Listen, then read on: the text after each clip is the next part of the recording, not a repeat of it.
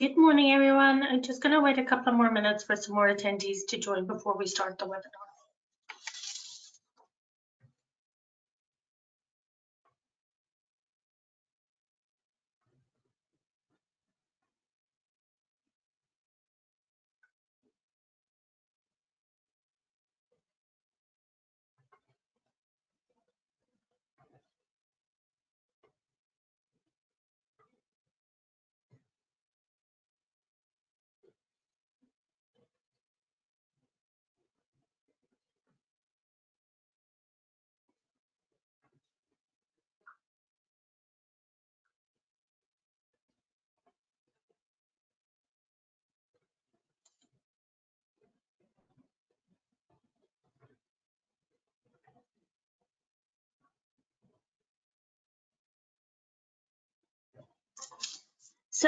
Good morning, everyone. I'm Elaine Crehan, Head of Membership Events and Awards at the British Safety Council. Welcome to your climate change webinar for this morning.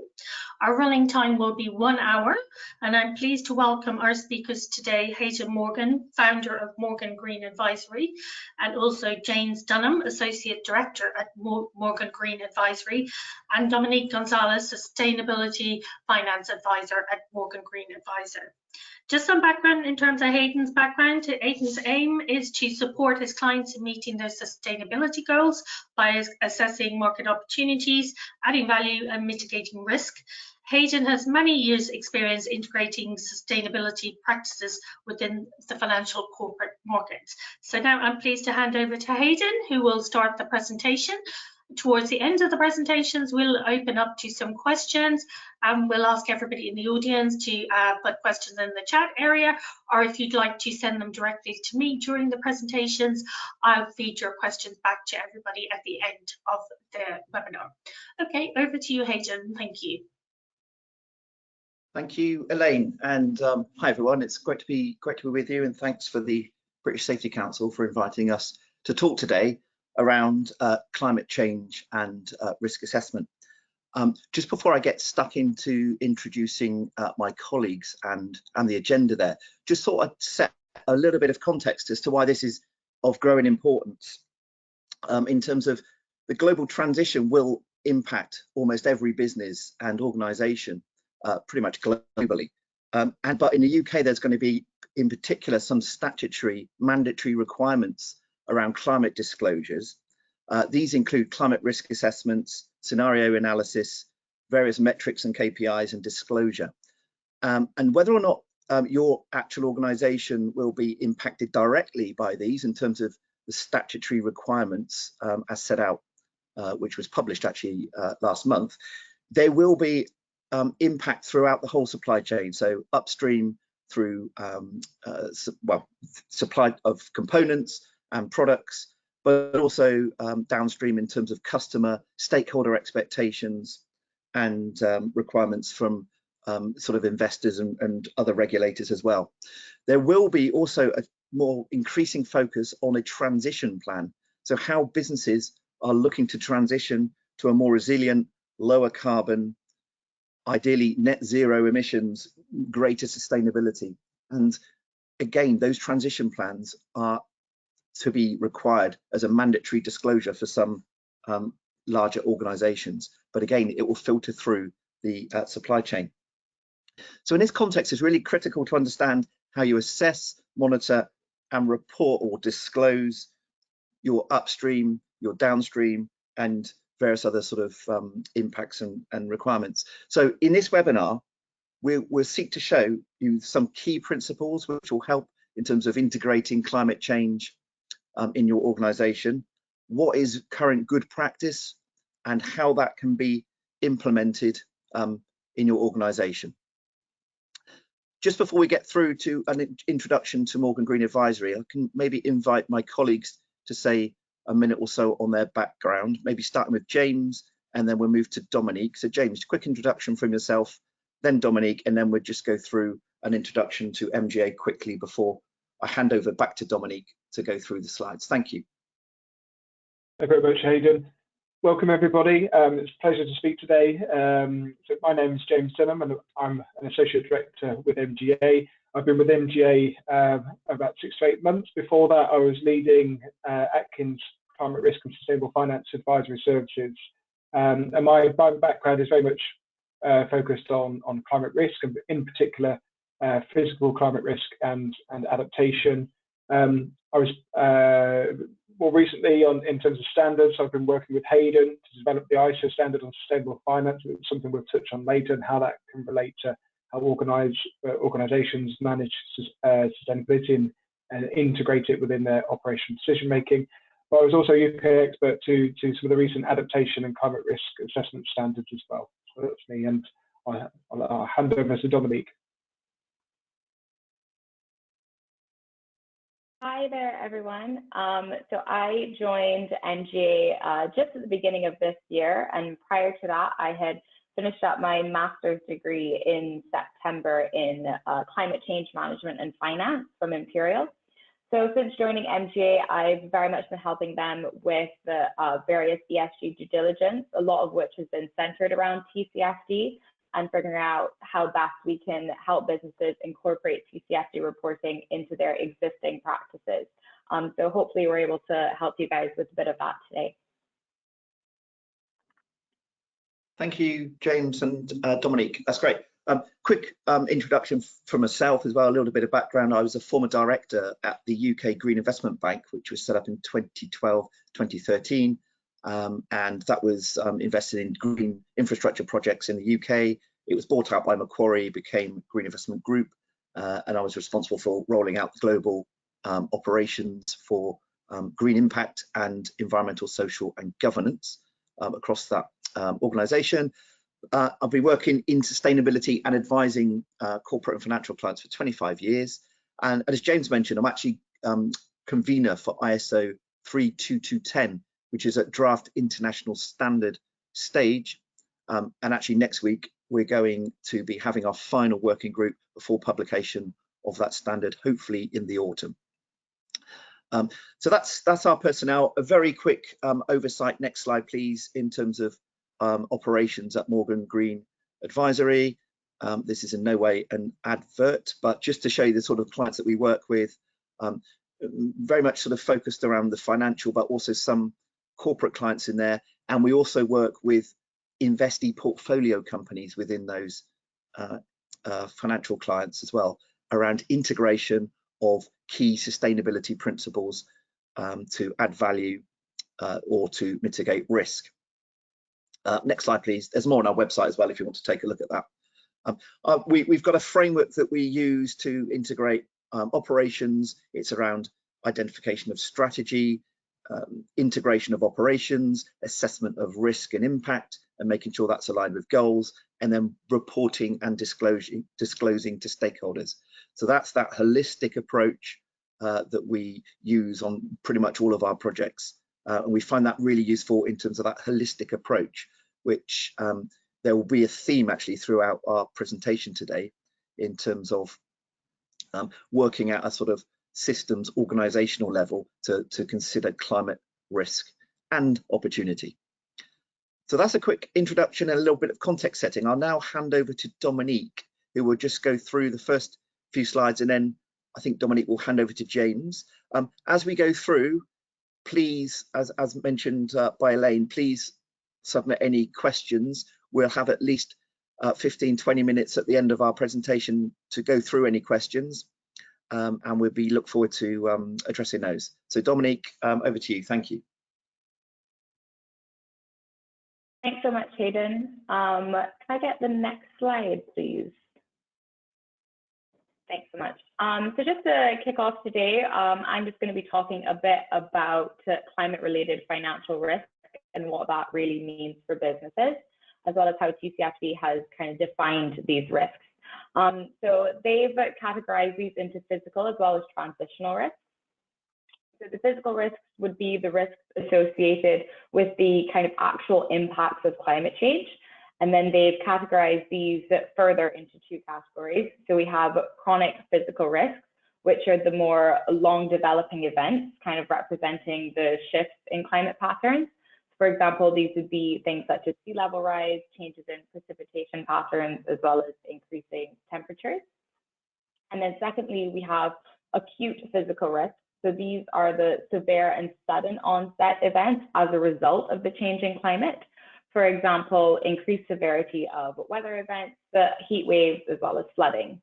And then just to put this a bit into the health and safety context, in terms of how these physical risks could impact health and safety, we have things such as loss in productivity, impact on thermal comfort. So for example, if the temperatures outside are extremely high, that increases the need for climate controlled buildings, which can have other negative impacts on employees. We have increased mental health impacts. And then finally, we've got increased incidence of injuries, disease, and of course, in the worst case scenario, mortality. The second categorization that TCFD uses is the transitional risks. So these are the risks associated with the actual global transition into a lower carbon economy. And then they categorize these into policy and legal, technology, market, and reputational. But just for the purpose of today's presentation, we'll be focusing a bit more heavily on the physical climate risks as they relate more closely to health and safety. Can I get the next slide, please? So what is TCFD? So it was created a bit out of growing demand from investors wanting to understand the financially material impacts of climate change on a business in order to help them make more informed investment decisions going forward.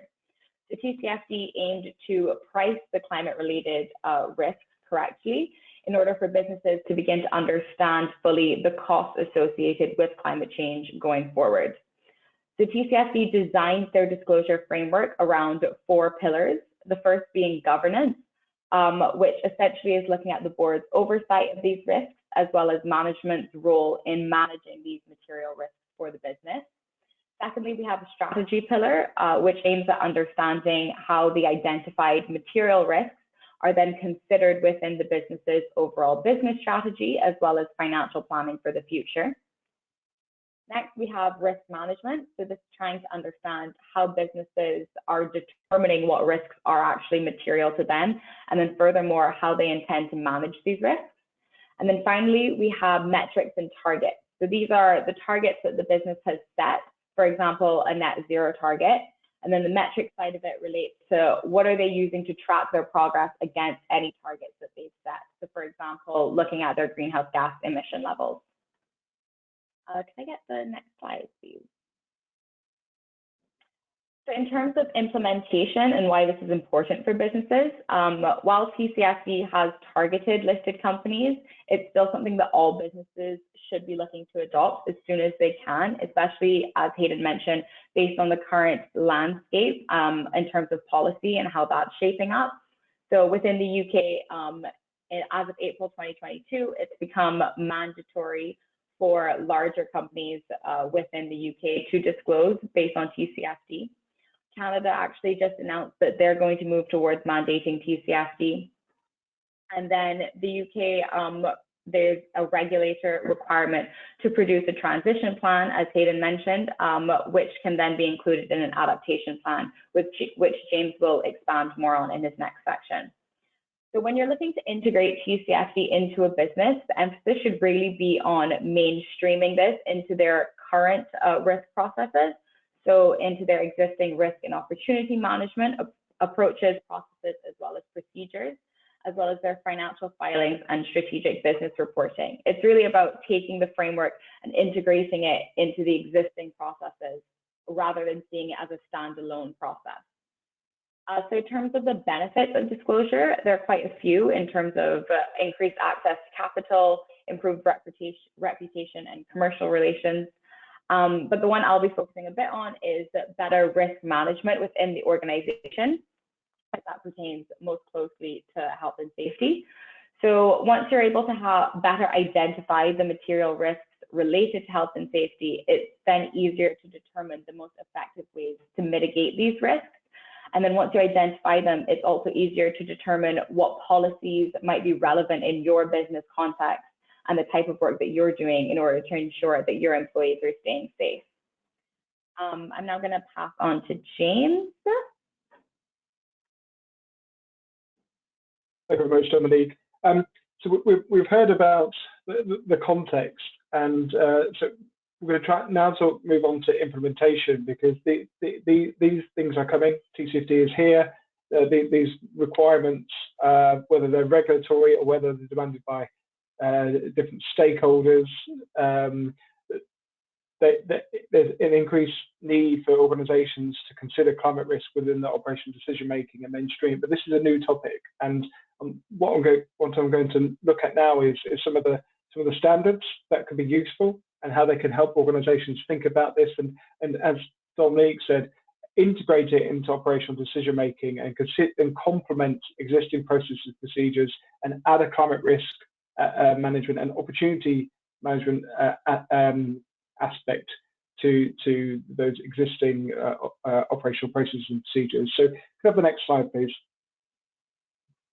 So from an ISO point of view, the most applicable is the adaptation standards 14090. This is something I was involved with a few years ago in developing, and this was very much UK led actually into the development standard itself.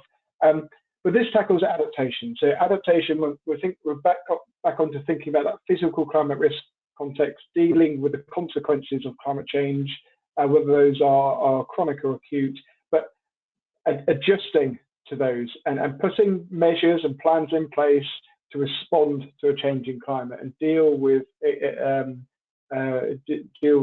consequences of those changes and how that affects organisations' operations, but also enable them to pivot, maybe to realise opportunities.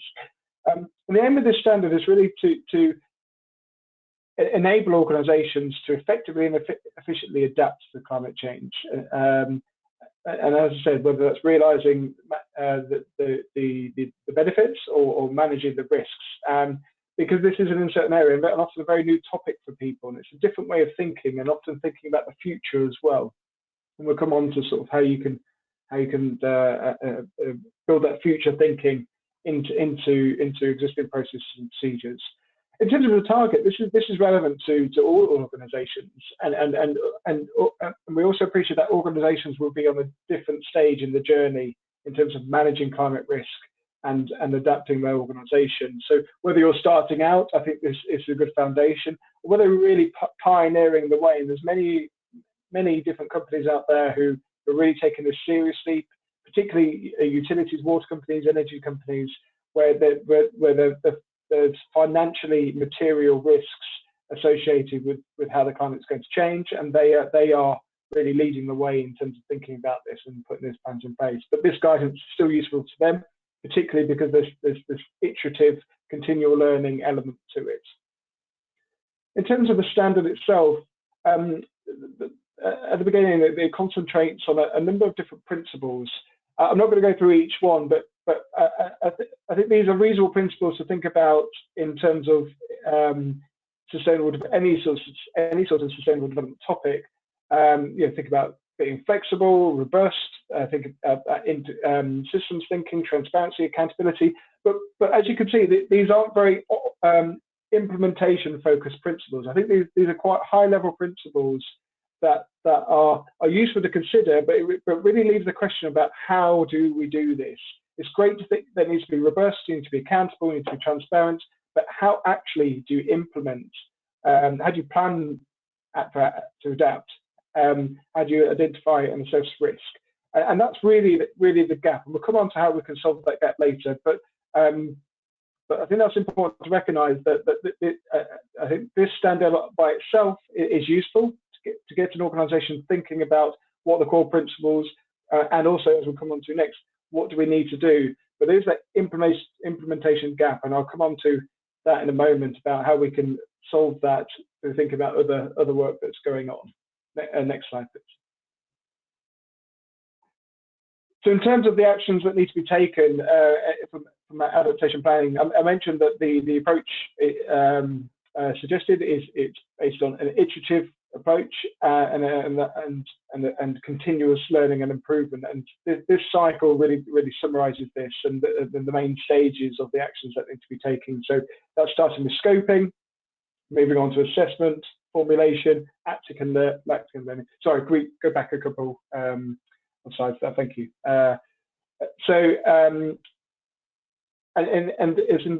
And wherever you are in the cycle, I think you're able to pick the standard up and consider, but also recognise that because this is iterative, you're going to have to go back. And once you've been through the cycle, once your capacity may be higher, you may understand your risk better, and it may be about delving a bit deeper and repeating this cycle, putting more resources, commissioning more in-depth assessment, focusing down on what's really material, trying to quantify that impact. So as I said at the beginning, I think this is useful to any organisation implementing it, wherever you are on this stage, and also recognising that there's that continual iterative process that you need to follow. So in terms of that first step, scoping, this phase is really about understanding an organisation's capacity and capability to manage these risks and realise these opportunities, and that's very much that first stage. But also, in addition to that, identifying what issues associated with the changing climate are material to your organisation. I think a lot of organisations make the mistake of looking quite broadly, and it's about narrowing down on what are the issues that are material for your organisation and concentrating on those. In addition to that, it's important to consider the concept of double materiality. So it's not just about the impact of climate change on your organisation, it's also how the organisation may impact the adaptation of wider systems, whether they be socio-economic or environmental. So that's another important principle that's associated with wider guidance, maybe not covered as much in this standard itself.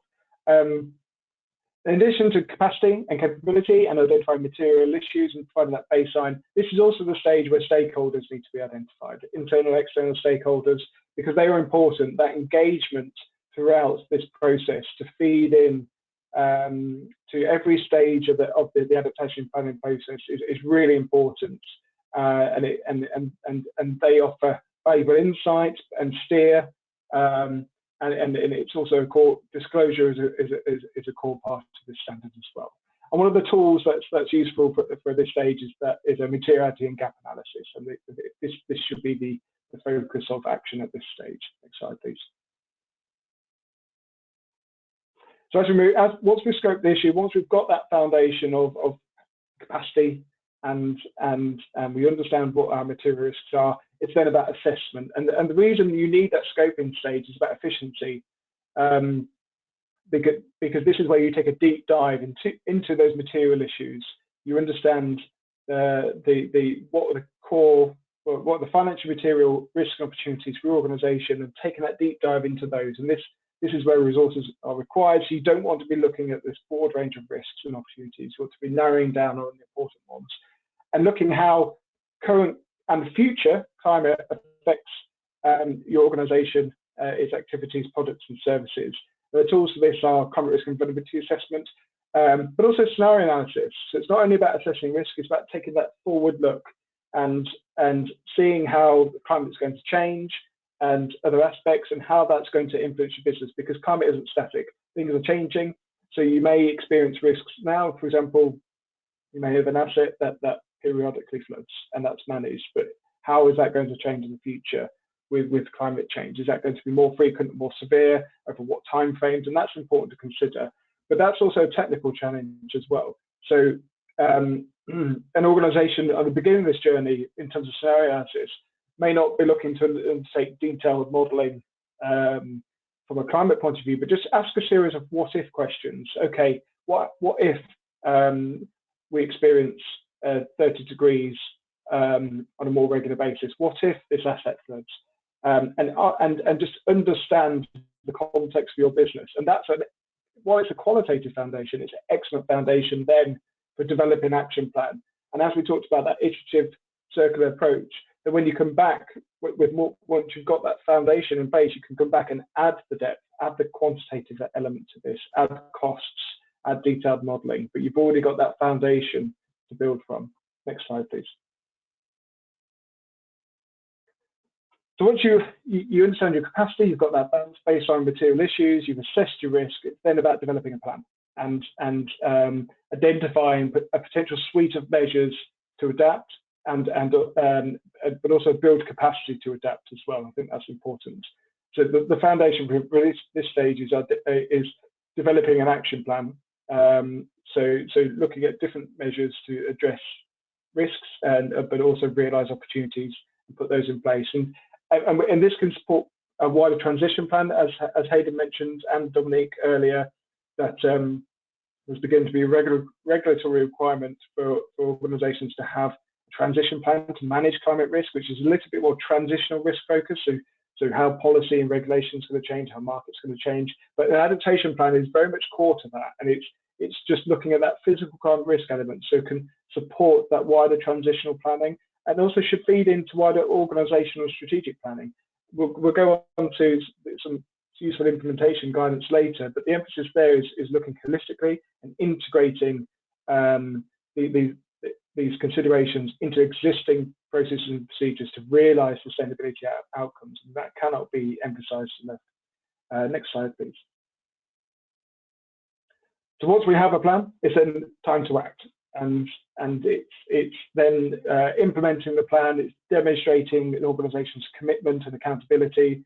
So that it's not only about developing an implementation plan; it's about having policies and strategies in place, defining the organisation's risk appetite, and in relation to climate change and physical climate risk. It's about making a statement on that, measuring performance against that risk appetite, and assigning responsibility within the organisation. Again, this standard doesn't cover the depth of that, and we've got some suggestions from a different standard. But it's important that there's accountability within the organisation for managing these financially material risks, because that's what they are. That's what you've been through this process to identify that this is material for your organisation, and it needs to be managed. And then the final stage, next slide please, is learning, and this is about monitoring, evaluating performance against the plan, monitoring risks and opportunities, identifying key metrics and setting targets against these as well. And also importantly to that, important to accountability as well, is disclosure. And Dominique's introduced the context of TCFD. TCFD, obviously, disclosure is core to TCFD, but it's not just about communicating what you're doing. It's about sharing that with stakeholders and showing how you're managing these risks. And disclosure is just the front end of that. It's very much everything you do behind that to disclose and be transparent about how you're managing climate risk, particularly physical climate risk, and the plans and processes you have in place, and what you would do to move forward, and just demonstrate to your shareholders and stakeholders that you understand financial material risk and are putting in plans in place to manage that or realise the opportunities. Next slide, please. So, as I said earlier, that the adaptation standard for 2090 is useful from an adaptation context, but really misses how do you integrate this thinking into an organisation. And from our perspective, so the work that Hayden's convening and that I've fed into from a UK expert point of view is the overarching framework provided by ISO 32210, which is currently in draft. Sustainable finance provides that framework. The aim is very much systemic thinking, supporting organisations to integrate sustainability into every aspect of the organisational operation and procedures to realise sustainability outcomes.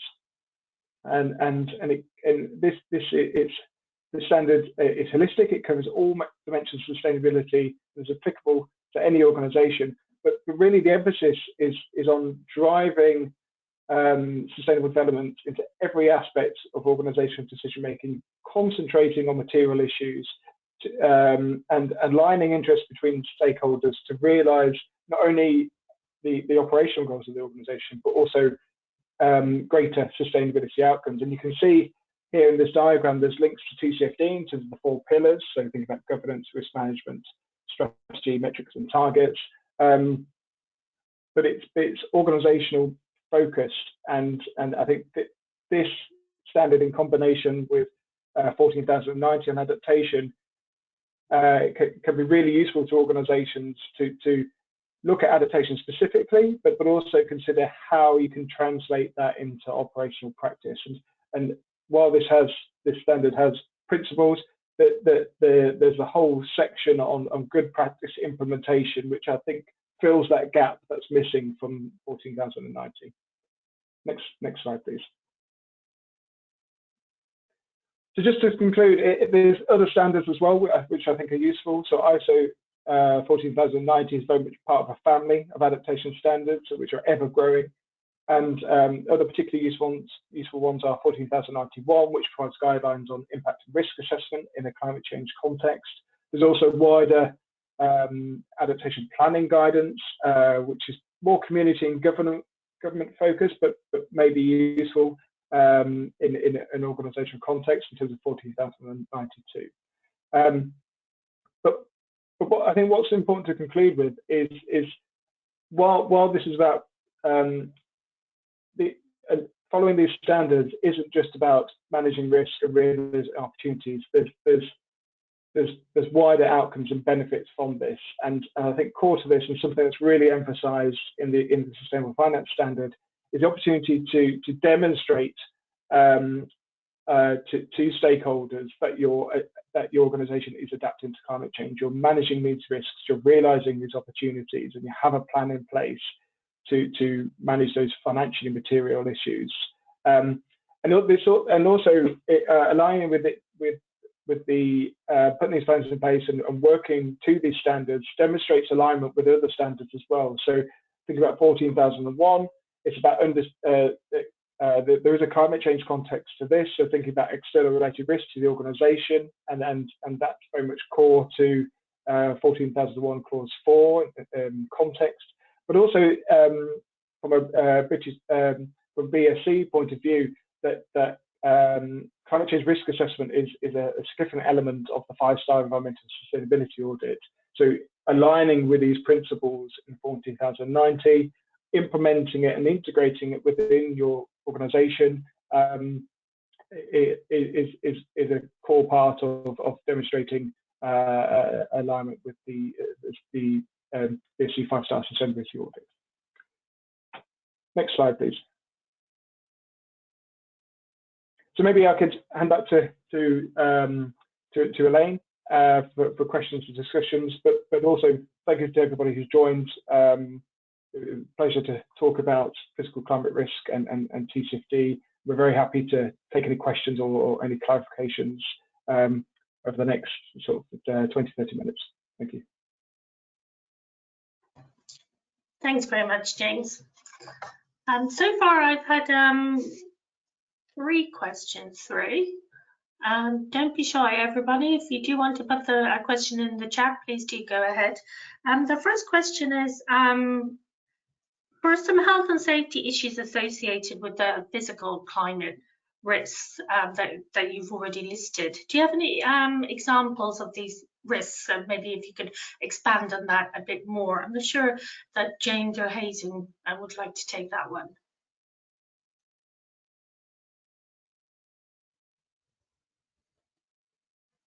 I don't mind jumping on that. Dominique as well, feel free to jump in if there's anything to add to this. But so we're working with a variety of organisations to develop their climate risk and ESG management frameworks. I think from a health and safety point of view, there's the obvious ones from climate, as Dominique mentioned, that it's relevant to thermal comfort within buildings, and increase in temperatures is really being challenged. So and I think organisations are having the challenge of making their buildings more energy efficient while dealing with increasing temperatures, and the solution often shouldn't be just more air conditioning, because obviously that requires more energy. So there's a lot of organisations are fighting this balance between climate change mitigation, energy efficiency, and responding to a warmer world. The other core aspect to it is really thinking about incident planning. So thinking about weather extremes in in operational planning. So, for example, particularly organisations that may send people out onto particular sites, is the weather monitored? Are extreme events identified? There's often a variety of tools out there. The Met Office, for example, reports on gives weather warnings. Are they identified? Are they communicated to staff and other stakeholders and shared? And is there a plan in place to what to do, for example, if the temperature is over 30 degrees, if there's a flood in a certain area? Are the plans in place to react? And I think particularly with home working and other measures, that many organisations have that flexibility to adapt. But is the plan in place so they can continue to operate as normal, even though there's an extreme event? Dominique, would you add to that? I'd say you pretty much covered it, but I would emphasize that, yeah, I think the most important part is, especially in terms of those extreme weather events, just having a bit of a policy in place if the temperatures are above a certain level and you're sending field employees out. What is the temperature that you decide this is actually too dangerous for our employees to go out? Or just having other processes in place in terms of, making sure that you get the information across to your employees. It's an extremely hot day. Please make sure that you have lots of water with you. Make sure you're wearing sunscreen. Just things like that to reduce that type of risk from the extreme heat, I think would be extremely important. And once you identify these risks, then it's obviously so much easier to put the policies and processes in place to mitigate them. Great, thanks so much, Dominique and James. I have another question from Mike Leppard. Mike is asking about specifically TCFD. How will TCFD assist organisations that already have a mature approach and experience in climate change adaptation reporting?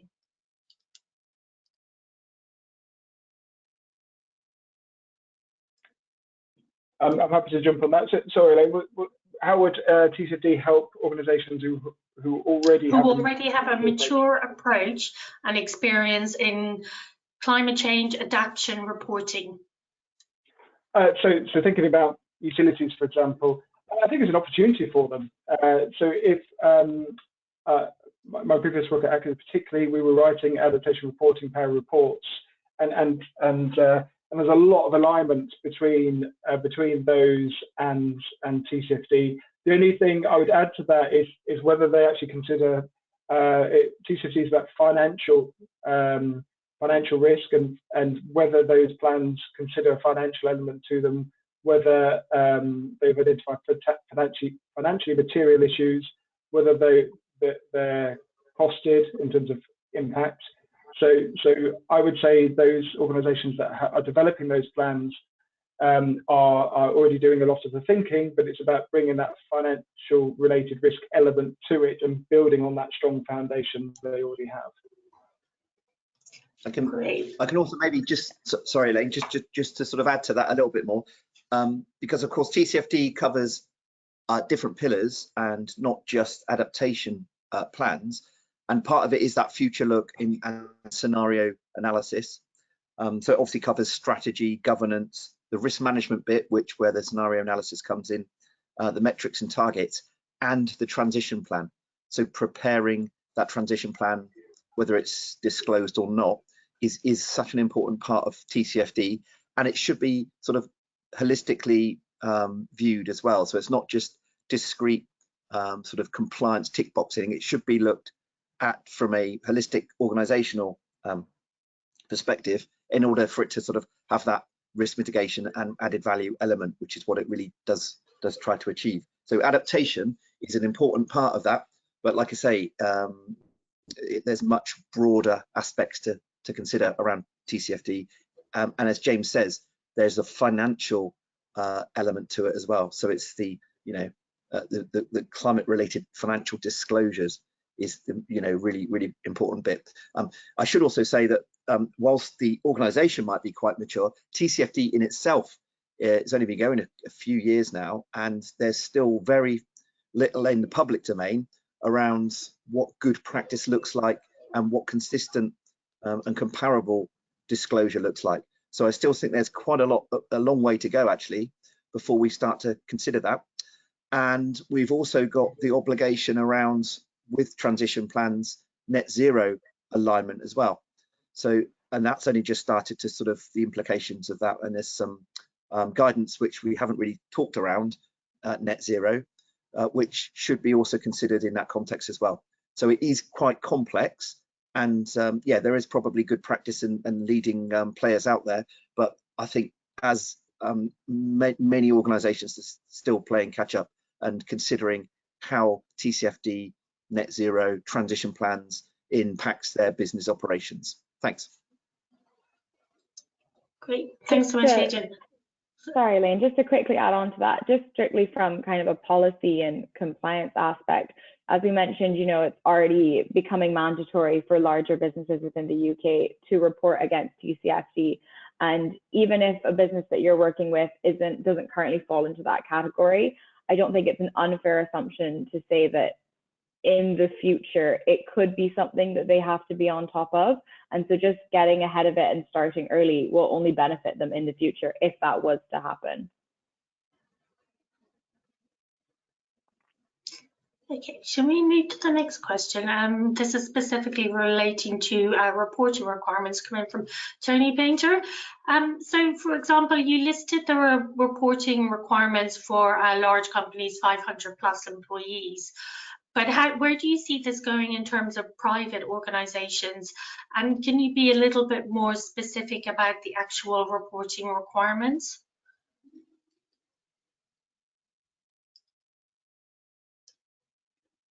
So for TCFD, I suppose the TCFD at the moment is just recommendations, and as has been suggested, that while in the UK that there will be a regulatory requirement, I think there's other drivers for this as well in terms of best practice, but also the alignment of interest between different stakeholders. So many of the organisations that we're working with, whether they're financial organisations or corporations, whether they will have that regulatory requirement or not, there's often a number of other drivers for them disclosing around TCFD.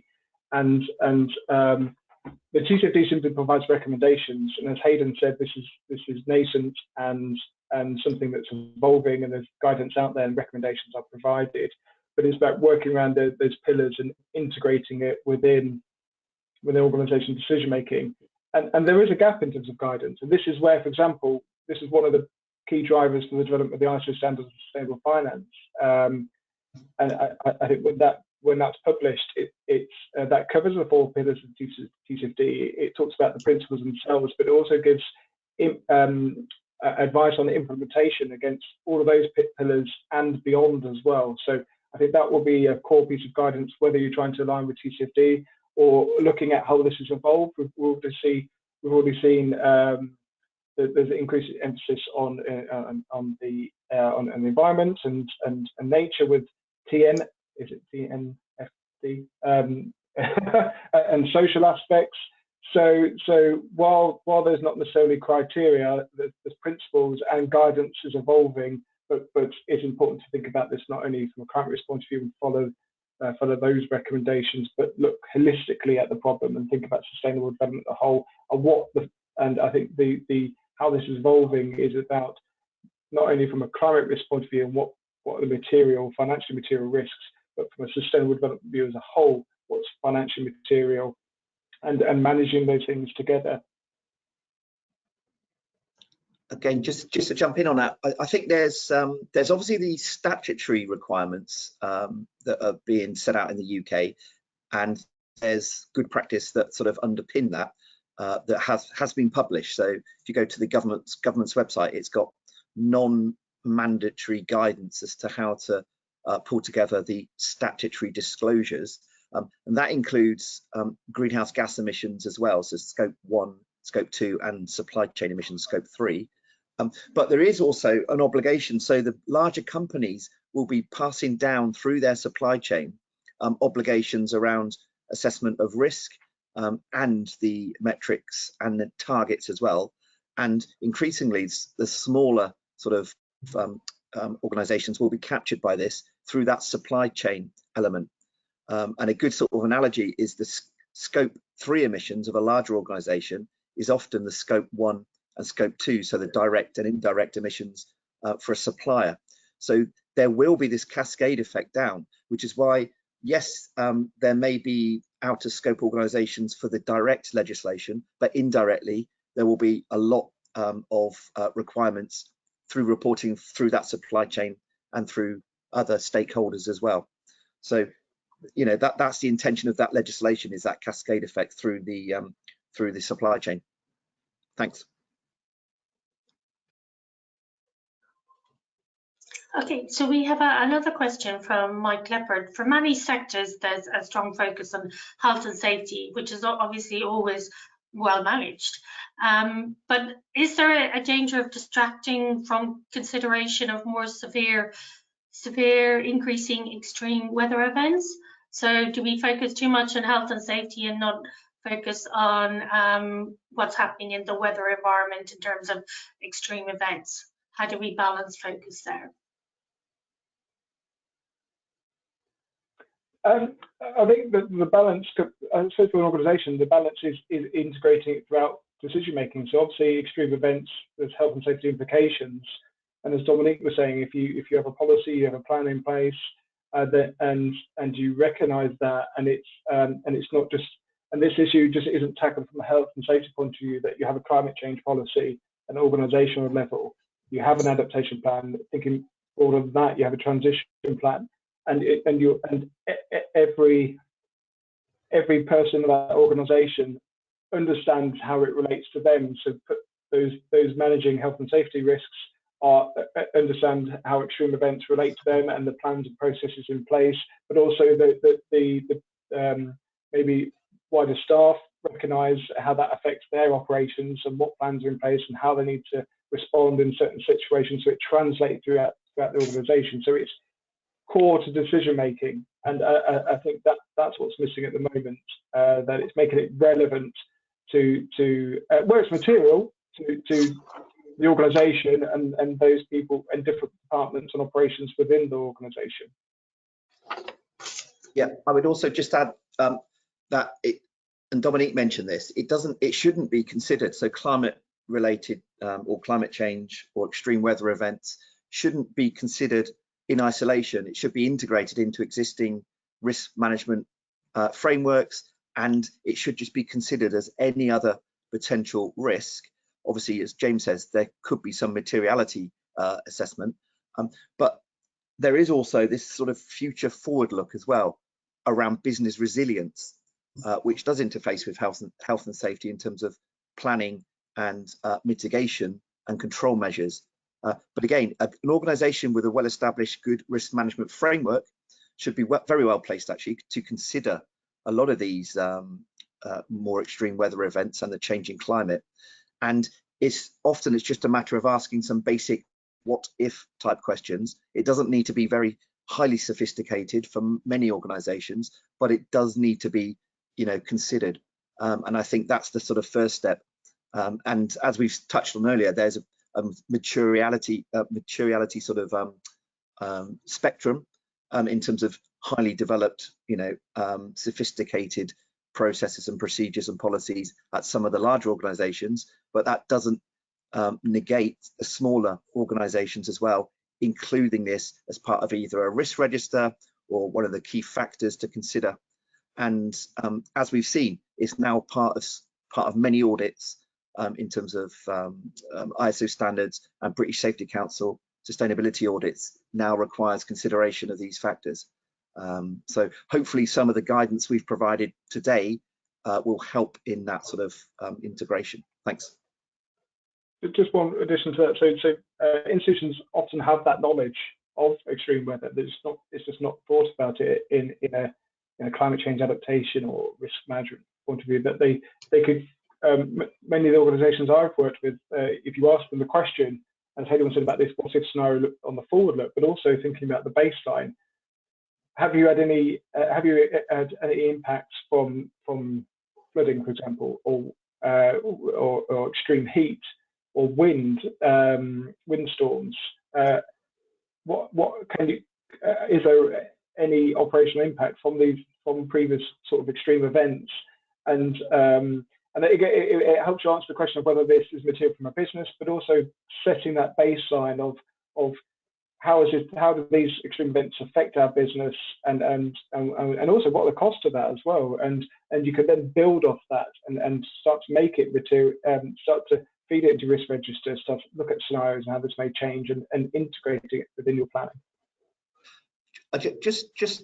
We haven't really covered insurance on this, but obviously that's an important sort of mitigation or sort of well, in terms of looking through the business's risk and working with underwriters and brokers in terms of ensuring that there is cover for these events, but working out what these events are, what the mitigation control measures are in the event there is an event, and to make sure that that policy does cover these sort of extreme events and potential, direct and indirect impacts, which could potentially affect human health and safety. So again, insurance is a key aspect of this. The insurers are becoming ever more sophisticated in terms of identifying potential risks or asking businesses for them to identify risks and what their control measures are. So I would just flag that, the insurers are increasingly asking for control measures and including it into their cover. Thanks. Sorry, I had to just build on your point again. And demonstrating alignment with standards can go a long way in terms of reducing premiums and engaging with insurers. And as Hayden said, in the future they're looking at this more harder, and it will affect the availability of insurance for certain issues. And if you can demonstrate that you understand these risks, it's been managed, you have these processes and procedures in place, I think that's another benefit we could have added to our list of the reasons why aligning with these standards is important. Great, thanks, Beth. And just one final question. In terms of everything we've spoken about today, can you recommend any resources for undertaking a climate change risk assessment? Do you have any recommendations on that front?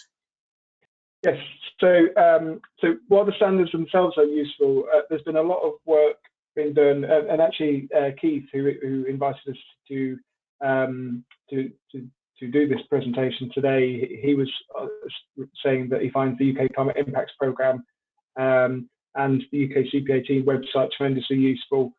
So and actually a lot of that thinking and those resources were the foundation for the development of ISO 14090 itself. And in 14090 there are a number of resources listed in there, because there's been a tremendous amount of work been done in the UK, but also some European resources as well.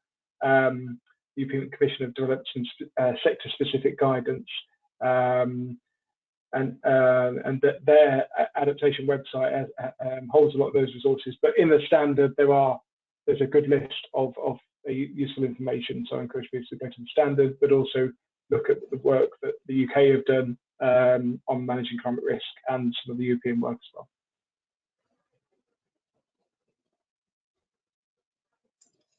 Great, terrific. Thanks so much for that, James. I've come to the end of all of the questions, unless anybody wants to pop one in just in the next second or so. But all it remains for me to say is thank you so much to our speakers today, Hayden, James and Dominique, for a very informative climate change risk assessment presentation. And you're also a very thorough list of resources at the end there. Thanks so much for that. And finally, thank you to all of our attendees today. We will post the webinar in the members area. If you do have any further questions for our speakers, you can send them to events@britsafe.org and we will forward them on. But thank you so much to everyone for attending today, and I'm happy to draw the webinar to a close. Thank you. Thank you very much. Thanks, everybody. Thank you so much. Bye, everyone. Bye, everyone.